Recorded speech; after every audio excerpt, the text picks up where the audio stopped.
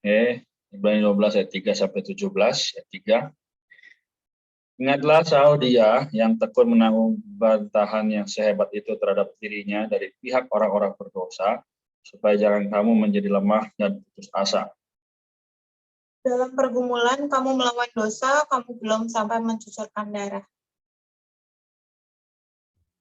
Sudah lupakah kamu akan nasihat yang berbicara kepada kamu seperti kepada anak-anak? Hai anakku, janganlah anggap enteng didikan Tuhan, dan janganlah putus asa apabila engkau diperingatkannya.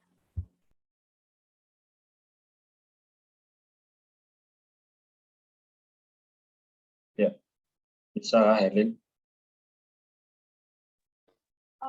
Ayat 4 ya? Ayat 6. Oh, ayat 6. Ayat 6, karena Tuhan menghajar orang-orang yang dikasihinya dan ia mencambuk orang-orang yang diakuinya sebagai anak. 7. Jika kamu harus menanggung ganjaran, Allah memperlakukan kamu seperti anak. Di manakah terdapat anak yang tidak dihajar oleh ayahnya?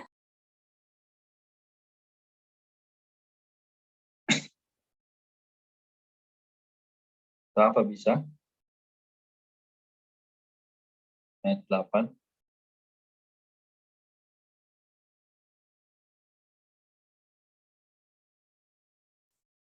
Oke, mungkin masih ada kendala jaringan. Bisa lanjutkan. Ayat 8, tetapi jikalau kamu bebas dari ganjaran yang harus diderita setiap orang, maka kamu adalah anak-anak haram dan bukan anak-anak yang sah. Selanjutnya, dari ayah kita yang sebenarnya kita beroleh ganjaran, dan mereka kita hormati. Kalau demikian, bukankah kita harus lebih taat kepada Bapa segala roh, supaya kita boleh hidup? Amin. Sebab mereka mendidik kita dalam waktu yang sangat singkat sesuai dengan apa yang mereka anggap baik, tapi dia menghajar kita untuk kebaikan kita, supaya kita beroleh bagian dalam kekudusannya. Memang tiap-tiap ganjaran pada waktu diberikan tidak mendatangkan sukacita, tetapi duka cita. Tetapi kemudian ganjaran itu menghasilkan buah kebenaran yang memberikan damai kepada mereka yang dilatih olehnya. Sebab itu, kuatkanlah tangan yang lemah dan lutut yang goyah. Ayat 13, dan luruskanlah jalan bagi kakimu, sehingga yang pincang jangan terkilir, tetapi menjadi subur.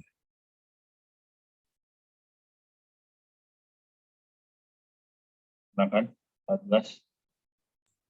14. Berusahalah hidup damai dengan semua orang dan kejarlah kekudusan, sebab tanpa kekudusan tidak seorang pun akan melihat.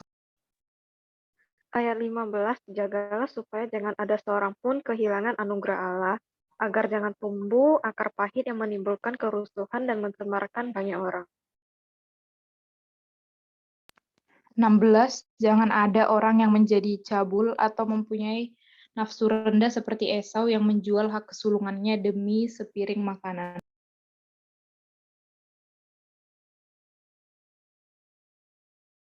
Amin. Sebab kamu tahu bahwa kemudian ketika ia hendak menerima berkat itu, ia ditolak. Sebab ia tidak beroleh kesempatan untuk memperbaiki kesalahannya, sekalipun ia mencarinya dengan mencucurkan air mata. Amin. Puji Tuhan. Ya, jadi kita baca hanya 15 ayat, namun semoga 15 ayat ini menguatkan juga menopang kita terutama dalam kebenaran. Oke, sebelum saya lanjutkan, adakah yang mau share, bertanya, atau yang bingung? Silakan.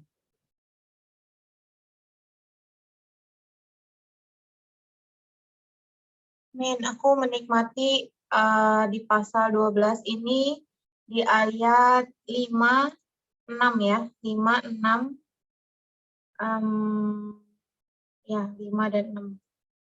Dan ayat 12 ya, khususnya di ayat 6 ya, dikatakan karena Tuhan menghajar orang yang dikasihinya dan ia mencambuk orang yang diakuinya sebagai anak. Aku terkesan ya bahwa hari ini ternyata untuk memperoleh iman itu bisa dibilang bukan sesuatu yang mudah juga sih. Maksudnya untuk memperoleh iman itu pasti diuji melalui situasi ya, situasi dan kondisi. Dan kita tahu kalau di Roma 8 ayat 28, Allah itu berdaulat ya, Allah mengatur segala situasi itu untuk mendatangkan kebaikan. Ini juga bisa dikaitkan ya bahwa kebaikan di sini ialah Allah mengatur segala situasi, orang, benda, materi yang ada di sekeliling kita itu untuk menguji seberapa besar iman kita terhadap Dia. Jadi situasi yang sulit itu bukan karena Tuhan nggak suka sama kita ya, Tuhan benci kita atau Tuhan hanya mau memberikan kepahitan ya terhadap kita. Tapi sebenarnya setiap ganjaran itu adalah tanda kutip kasih ya, kasihnya kepada kita ya. Jadi kalau kita tahu kalau orang tua ya, khususnya kalau seorang ayah ya, kalau anaknya baik pasti dikasih hadiah ya. Tapi kalau anaknya melakukan suatu kesalahan, nggak mungkin ayahnya itu cuman mengabaikan ya. Justru seorang ayah, seorang bapak yang baik adalah mendisiplinkan anaknya. Artinya mendisiplinkan ini mungkin ya dengan teguran, mungkin ya dengan mungkin tanda kutip setiap teman-teman pernah dicubit ya, atau dipukul, atau lain sebagainya, itu adalah hajaran ya. Tapi ini adalah tanda kasih. Supaya apa? Supaya kita sebagai anaknya ini memiliki iman yang teruji ya. Sehingga ketika situasi yang lebih besar kita alami itu kita tidak goyah ya. Oleh karena itu aku benar-benar terkesan di ayat 12 ya. Paulus juga menguatkan kita, dikatakan sebab itu kuatkanlah tangan yang lemah dan lutut yang goyah ya. Di ayat 13 juga cukup baik. Dan luruskanlah jalan bagi kakimu sehingga yang pincang jangan terkilir tetapi menjadi sembuh. Artinya setiap kali situasi tidak enak kita harus datang kepada firman yang mengubah firman itu menjadi iman di dalam kita ya. Sehingga iman kita teruji, sehingga tadi Saudara Ernest juga berkata kita perlu memiliki iman seperti Abraham ya. Nggak mudah ya punya iman kayak Abraham ya, punya anak satu-satunya, punya anak pas usia 100 tahun, udah dapet disuruh dipersembahin gitu, itu nggak mudah banget gitu. Tapi kita lihat Abraham begitu teguh ya, dia percaya bahwa Allah itu adalah Allah yang menyediakan. Ketika sesuatu yang hilang, Allah pasti mengganti dengan sesuatu yang lebih baik. Jadi kenapa Abraham bisa memiliki iman yang sedemikian ya, karena sepanjang hidupnya dia juga menerima ajaran Allah gitu, menerima cambukan Allah gitu. Bukan karena Allah benci Abraham, tapi Allah mau memberikan satu pelajaran iman kepada Abraham sehingga Abraham bisa disebut bapak orang beriman ya. Hari ini juga kita sebagai anak, tanda kutip anak-anak Abraham ya, kita juga harus memiliki iman seperti bapak kita gitu, seperti Abraham. Sehingga dalam kehidupan kita sebagai orang Kristen, kita tidak mudah tergoyah ya. Kita tetap teguh di dalam firman, juga teguh di dalam kehidupan bergereja. Amin. Amin. Tuhan, tunggu berkat ya. Ada firman ini. Masih ada yang lain? Kita kayaknya masih bisa ya di atas menit 30. Nah, tadi kita mulai agak terlambat. Ini Wan. Amin. Aku di ayat 11, sebab mereka dalam waktu yang singkat sesuai dengan apa yang mereka anggap baik, tetapi Dia mengajar kita untuk kebaikan kita. Supaya kita beroleh bagian dalam kekudusan. Itu aja sih. Thank you, Ko. Amin. Oke. Aku juga menikmati di ayat 10-11 sih, tapi terlebih di ayat 11. Di sana dibilang memang tiap-tiap ganjaran pada waktu yang diberikan tidak mendatangkan sukacita tetapi duka cita. Tapi kemudian ganjaran itu menghasilkan buah kebenaran yang memberikan damai kepada mereka yang dilatih olehnya. Sepanjang hidup saya, sepanjang hidupku aku pernah mikir gitu, kenapa sih Tuhan kok orang-orang di luar sana yang tidak mengenal Tuhan atau mungkin yang tidak mengasihi Tuhan kok hidupnya lebih enak ya? Kadang kita yang orang Kristen tuh hidupnya lebih susah, lebih kadang-kadang juga lebih menderita, mungkin ada tantangan ini, tantangan itu, banyak hal yang seringkali menggoyahkan iman kita. Nah, tapi melalui membaca Ibrani ini, ya ini uh, melalui membaca Ibrani ini juga menguatkan aku sekali lagi bahwa memang hidup kita nggak sepenuhnya enak karena ya itu adalah yang Tuhan berikan untuk menguatkan iman kita. Dibilang ya kalau Allah nggak peduli sama kita ya dia akan memberikan kita ya hidup yang lancar-lancar aja. Tapi karena dia itu sebagai Bapa, dia menghajar orang yang dikasihinya, dan maka dia memberikan ganjaran juga. Nah, memang pada waktu kita merasakan ganjaran itu seringkali tuh nggak merasakan sukacita ya, tapi merasanya kayak duka cita, kok kayaknya Tuhan jahat banget gitu. Nah, tapi sebenarnya ya ganjaran itu menghasilkan buah kebenaran bagi kita, memberikan damai kepada mereka yang dilatih olehnya. Puji Tuhan hari ini kita adalah anak-anak Tuhan yang dilatih olehnya. Jadi hari ini mungkin penghidupan kita tidak semudah orang-orang di luar sana, tapi percayalah bahwa segala yang Tuhan aturkan adalah yang terbaik untuk kita. Puji Tuhan. Amin. Oke. Ada lagi?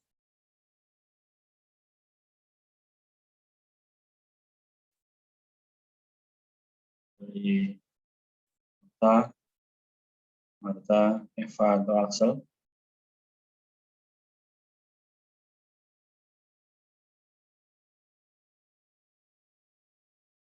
Oke. Kalau tidak ada berarti saya sekalian akhiri ya.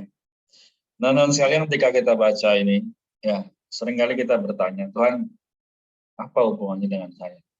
Apa yang harus saya kerjakan? Kenapa sih kok saya harus menuntut ini, menuntut itu? Kenapa saya harus berduka? Sedangkan orang-orang di sekitar tadi dibilang, ya mereka nggak ngasih, Tuhan pun dapat ya misalnya tanda kutip uang, dapat kebebasan, bisa hidup freely gitu ya. Mereka mau ngapain aja boleh, mau keluar malam silahkan, mau tidur yang lewat itu silahkan gitu ya. Tapi kenapa saya harus hidup ketat?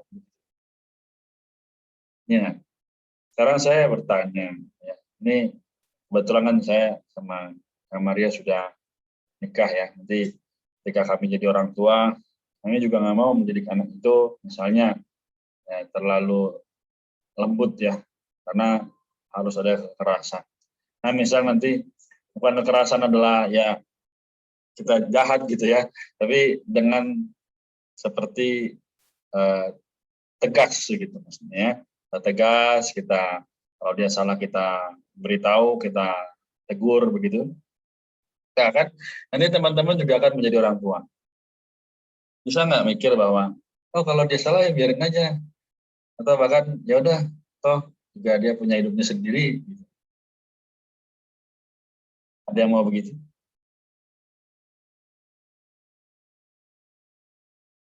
Oke, saya rasa nggak ada ya harusnya. Nah, jadi malam ini kita melihat dari awal kitab Ibrani pasal 1 ya, kita naik sebentar. Pasal 1 dibilang bahwa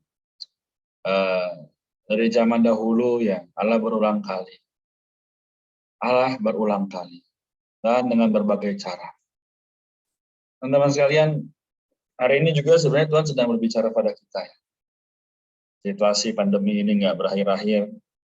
Ada nggak kita pernah merenungkan, Tuhan, apa yang sebenarnya Tuhan sedang rancangkan? Mengapa semua teman-temanku, mengapa semua yang lain kok boleh hidupnya tidak terkungkung atau tidak buka gitu ya. Tapi kenapa saya? Kenapa saya? Ya kan? Misalnya demikian. Kalau kita lihat lagi dari Ibrani pasal 12, kita lihat di ayat yang ke-7 ya. Jika kamu menanggung ganjaran, Allah memperlakukan kamu seperti anak. Amen ya. Dia adalah Bapa kita. Kita adalah anak. Di manakah terdapat anak yang tidak diajar oleh ayahnya? Ada nggak?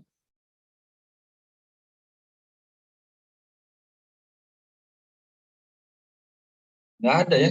Jadi dimanapun orang tua, kecuali orang tuanya ya agak cuek, ya pasti dia nggak mau ajar gitu. Namun ketika kita melihat orang tua kita, betapa mereka mendidik kita sampai hari ini. Mungkin ada yang tinggal sendirian, di ngekos, ya orang tua di mana, kita di mana. Tapi kita masih ingat ajaran-ajaran mereka. Ya, jadi malam ini juga, ya, dari 15 ayat ini, ya yang ke-10 dibilang, sebab mereka mendidik kita dalam waktu yang singkat sesuai dengan apa yang mereka anggap baik. Ini siapa? Ini orang tua kita. Ingat, orang tua fisik, ya, mama papa kita. Kalau orang tua bilang nggak boleh, misalnya makan sambil berdiri, ya itu apa gitu kan. Nah ini hanya sekedar apa yang mereka pandang baik. Namun kita melihat bahwa dikatakan dia menghajar kita untuk kebaikan. So, Allah begitu pedulinya. Allah mengerti setiap kondisi kita hari ini. Tapi mau nggak kita mengerti kehendaknya? Mau nggak kita peduli terhadap tujuannya? Atau kita hanya, oh, Tuhan ini loh aku mau ini, aku mau itu. Apa kita hanya demikian? Nah, di ayat yang terakhir tadi kita baca, ya, kita tadi baca ayat 17, sebab kamu tidak datang kepada sebab kamu tahu bahwa kemudian ketika ia hendak menerima berkat itu, ia ditolak. Sebab ia tidak beroleh kesempatan untuk memperbaiki kesalahannya, sekalipun yang mencarinya dengan mencucurkan air mata. Ya, ini adalah kondisi ketika manusia sudah tahu yang baik, tapi dia tidak memilihnya saat itu. Nah, maka yang terjadi adalah apa? Dia mau cari, dia mau gali dimanapun, kondisi berkat rohani dan sebagainya, sampai nangis-nangis pun nggak akan dapat. Karena kesempatannya udah diambil orang lain. Hari ini mau nggak berkat kita diambil orang lain? Kan enggak ya. Jadi biarlah setiap hari ya, mungkin ada yang kesulitan, ada yang tugasnya banyak dan sebagainya. Jangan meninggalkan Tuhan. Itu pimpinannya. Itu ujian daripada Tuhan. Supaya apa? Supaya kita diberkati. Bukan hanya diberkati secara jasmani, tapi diberkati ini apa? Dapatkan kedamaian. Meskipun yang lain kok bisa hidupnya lancar-lancar aja, kita mendapatkan Kristus. Mereka kan nggak dididik sama Kristus. Yang tanda kutip hidupnya nyaman-nyaman aja. Ya, jadi istilahnya adalah apa? Mama kita nggak mungkin marahin anak tetangga, kecuali mereka jahat sama kita ya. Tapi apa? Mama kita itu pasti akan menasihati kita. Ya, Renard kok kamu gini, ayo yang bener gitu kan. Nah, sekali lagi saya hanya mengingatkan, hidup kita ada dua pilihan. Hanya ada dua. Mau ikut Yesus atau mau ikut yang satu. Ya.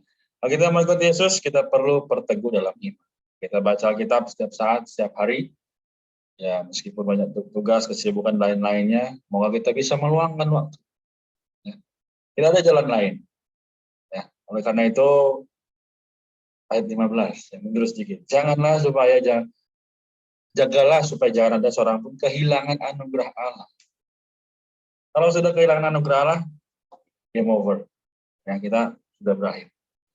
Nah, maka hari ini, sekali lagi, saya mendorong teman-teman, kalau punya teman-teman yang lainnya, teman dekat, ya, ataupun sahabat, ya, tidak peduli dia latar belakang apa, ya, agama apa, ya, beritahu padanya. Bilang bahwa hari ini Tuhan mengasihi kita. Dia mau supaya kita dididik menurut kerajaan Allah. Ya, because we live in His kingdom. Ya, meskipun hari ini nggak kelihatan. Ya, kalau kita sukacita tiap hari belajar, berdoa, bersandar padanya, maka yang terjadi adalah we live in the kingdom. We live in peace. Where? The Spirit. In Him. Dalam Dia, dalam Roh. Semoga Tuhan menguatkan kita yang menyelesaikan tugas akhir, semangat, yang ada tugas-tugas lainnya juga semangat. Ya. Semoga Tuhan merahmati kita. Semoga kita juga boleh semakin teguh. Ya, kita menerima Kristus, menerima kelahiran kembali, kita hidup sampai hari ini, bahkan sampai Tuhan datang kali kedua, kita boleh sama-sama bersukacita. Ya. Itu yang bisa saya sampaikan. Semoga teman-teman tidak jemu-jemu, ya. Kok firman lagi. No. This is the love letter from God. Surat cinta Allah pada kita. Amin. Saya rasa sampai di sini cukup, ya. Adakah yang mau membantu menutup dalam doa?